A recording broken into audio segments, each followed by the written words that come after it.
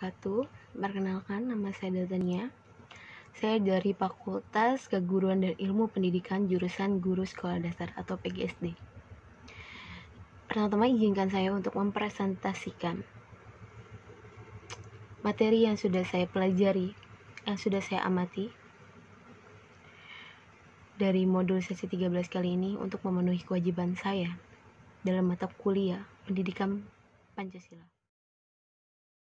Baik, tema yang saya ambil saat ini adalah Pancasila sebagai dasar pengembang ilmu, di mana Pancasila sebagai pengembang ilmu ini menurut saya di zaman modern saat ini, di mana ilmu pengetahuan dan globalisasi berkembang dengan sangat pesat dan sangat cepat, maka Pancasila mulai sedikit tergeser, bahkan sudah mulai terlupakan, terkikis sedikit demi sedikit. Banyak masyarakat Indonesia yang mulai meninggalkan nilai-nilai Pancasila dan tidak lagi menerapkan Pancasila dalam pedoman kehidupannya masing-masing. Maka saya akan membahas lebih dalam terkait Pancasila sebagai perkembangan ilmu. Menurut konsep Pancasila sebagai dasar pengembangan ilmu, melalui teori relativitas, Einstein paradigma, kebenaran ilmu sekarang sudah berubah dari paradigma lama yang dibangun oleh fisika Newton, yang ingin selalu membangun teori absolut dalam kebenaran ilmiah. Paradigma sekarang, ilmu itu didasar pada kerangka objektif, rasional, metodologis, sistematis, logis, dan empiris. Dalam perkembangan ilmu tidak mungkin lepas dari mekanisme keterbukaan terhadap koreksi. Itulah sebabnya ilmuwan dituntut mencari alternatif perkembangan melalui kajian, penelitian, eksperimen, baik mengenai aspek ontologis, epistemologis, maupun ontologis, supaya ilmu-ilmu tersebut dapat dipertanggungjawabkan ke depannya ketika terjadi suatu hal-hal yang tidak baik pada saat penerapannya. Baik, selanjutnya kita bahas tentang pilar ontologi. Selalu menyangkut tentang problematika tentang keberadaan ekstensi. Ada dua aspek dalam hal tersebut, yaitu aspek kuantitas dan aspek kualitas. Aspek kuantitas sendiri, apakah ada itu tunggal? Apakah yang ada itu tunggal, dual, atau plural? Dalam arti plural di sini monisme, dualisme, dan pluralisme. Aspek kualitas, mutu, sifat, mutu dari suatu ilmu atau suatu teknologi itu sendiri. Yang mendasarnya sih lebih ke arah mutu ya. Bagaimana batasan, sifat, mutu dari suatu mekanisme, teleologisme, vitalisme, dan organisme.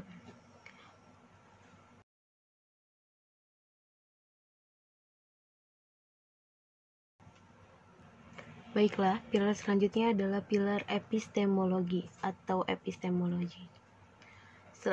Dalam pilar tersebut selalu menyangkut problematika tentang sumber pengetahuan, sumber kebenaran, cara memperoleh kebenaran, kriteria kebenaran, proses, sarana, hingga dasar-dasar kebenaran, sistem, prosedur, dan strategi. Pengalaman epistemologi ini dapat memberikan sumbangan bagi kita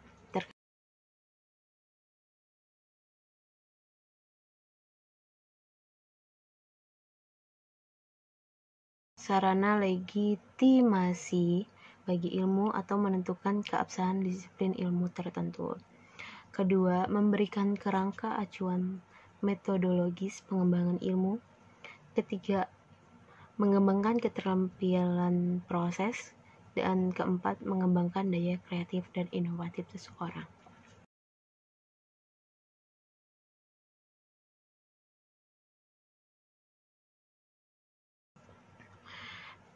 Pilar selanjutnya, pilar terakhir ini adalah pilar aksiologi atau aksiologi dalam pembahasan bahasa Inggrisnya.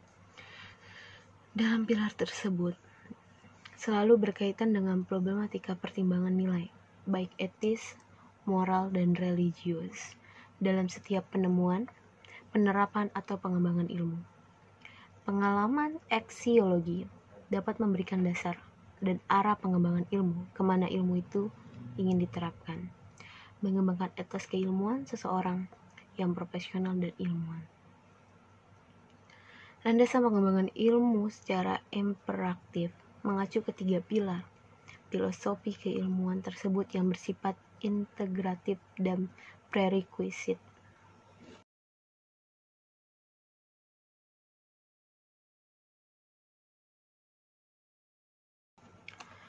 Baik, prinsip-prinsip berpikir ilmiah diantaranya adalah objektif, rasional, logis, metodologis, dan sistematis. Terdapat 5 prinsip berpikir ilmiah. Di balik itu semua, terdapat berbagai permasalahan dan dalam iptek ya, dalam ilmu pengetahuan dan teknologi. Keserbamajemukan ilmu pengetahuan dan persoalannya, dimensi moral dalam pengembangan dan penerapan ilmu pengetahuan, beberapa pokok nilai yang perlu diperhatikan dalam pengembangan ilmu pengetahuan dan teknologi ini diantaranya rumusan hak asasi merupakan sarana hukum untuk menjamin penghormatan terhadap manusia. Kedua, keadilan dalam bidang sosial, politik, ekonomi, dan segala hal yang mutlak. Dalam arti mutlak ini tidak bisa diganggu-gugat, tidak bisa dipecah belah, dan lain sebagainya. Sudah mutlak. Dan yang ketiga, soal lingkungan hidup. Tidak ada seorang pun yang berhak menguras, atau mengeksploitasi sumber-sumber alam dan manusiawi tanpa memperhatikan akibat-akibat pada seluruh masyarakat lainnya. Keempat, nilai-nilai manusia sebagai pribadi.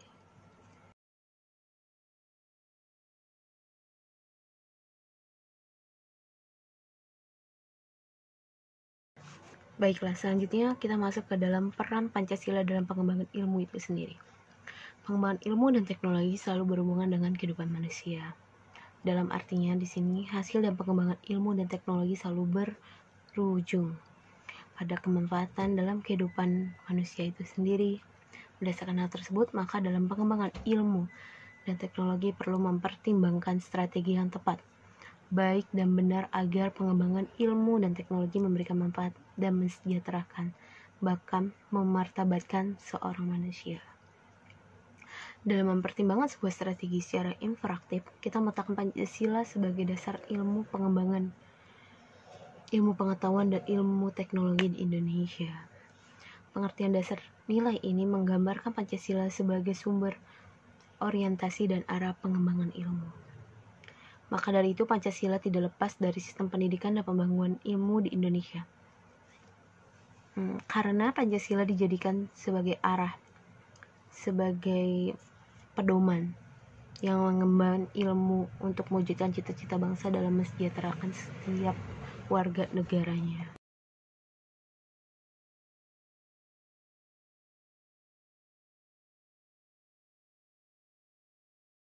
Berikut peran-peran dalam pengembangan ilmu dapat ditinjau sebagai berikut. 1. Pengembangan iptek diarahkan untuk mencapai kebahagiaan lahir dan batin, memenuhi kebutuhan materialisasi dan spiritual manusia itu sendiri. Kedua, pengembangan iptek mempertimbangkan aspek estetik dan moral. Ketiga, pengembangan iptek pada hakikatnya tidak boleh bebas nilai, tetapi terikat pada nilai-nilai yang berlaku di masyarakat. Keempat, pengembangan iptek mempertimbangkan akal, rasa, dan kehendak. Kelima, pembangunan iptek bukan untuk kesombongan, melainkan untuk meningkatkan kualitas seorang manusia, seorang individualis, dan meningkatkan harkat dan martabatnya manusia itu sendiri.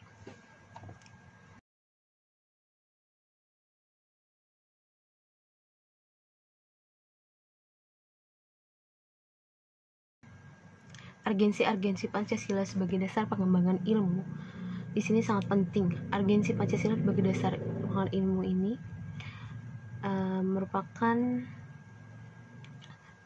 yang melibatkan seluruh masyarakat Indonesia namun hanya berkutat dan mensejahterakan bagi kelompok elit saja yang mampu dan mengembangkan ilmu tersebut, atau kita sebutnya sebagai science oriented, di mana orang yang berkuasa saja yang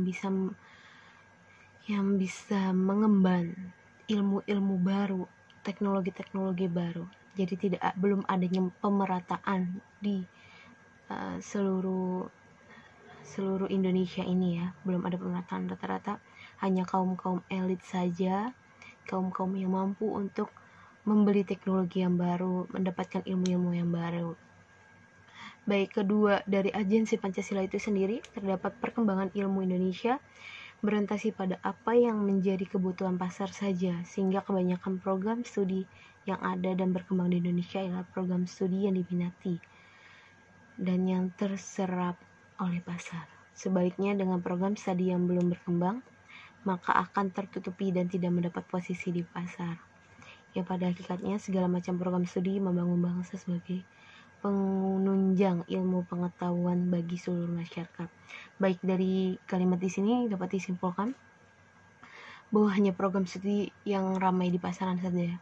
Yang ramai di pasaran dalam arti yang sudah banyak diambil atau diminati seseorang, melainkan program studi yang baru atau yang belum terlalu dikenal, belum terlalu didengar, malah tidak banyak yang minat, sehingga belum meratanya. Padahal semua program studi yang ada di Indonesia saat ini sangat bagus banget sebagai penunjang dari bangsa kita sendiri.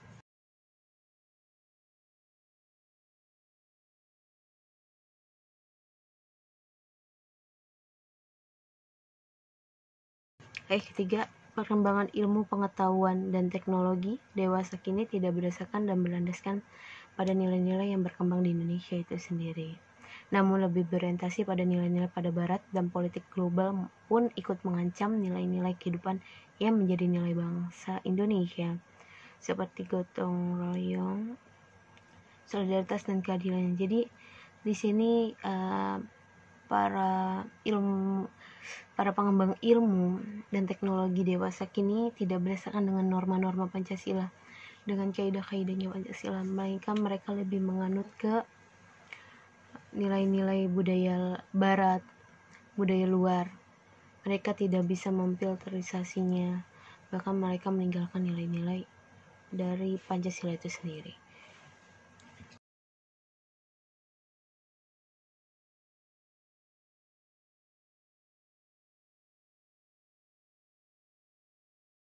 Keempat, perkembangan ilmu pengetahuan dan kemajuan teknologi sering berjalannya waktu menimbulkan perubahan baik dalam cara pandang masyarakat maupun cara berperilaku masyarakat mengenai kehidupan bermasyarakat. Memang sampai saat ini pengembangan ilmu teknologi baik yang saya alami pun sangat berkembang pesat dan sangat berdampak baik pada masyarakat. Kita lebih banyak mengetahui berbagai hal yang baru, bahkan kita bisa menggunakannya.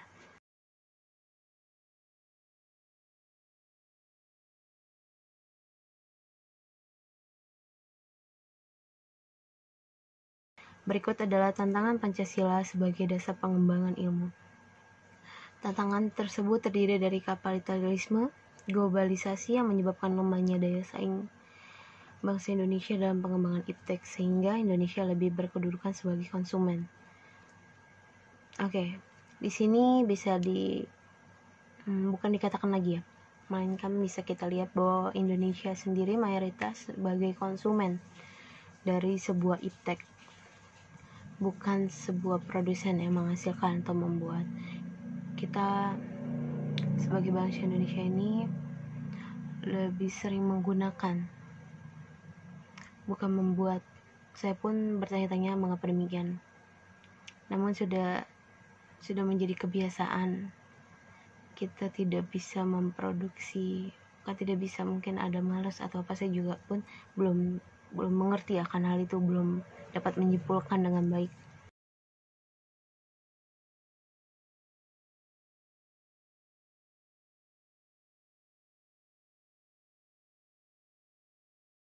Baik, tantangan berikutnya ialah pragmatisme yang berorientasi pada 3 ciri, yaitu work ability atau keberhasilan, satisfaction atau kepuasan, dan result sebagai hasil yang mewarnai perilaku kehidupan sebagian besar masyarakat Indonesia. Jadi dapat disimpulkan bahwa Pancasila itu sendiri merupakan dasar negara dan nilai-nilai yang terkait dalam Pancasila dari setiap sila yang ada merupakan suatu adat istiadat, budaya, dan agama yang telah berakar di tengah kehidupan masyarakat dan bangsa Indonesia.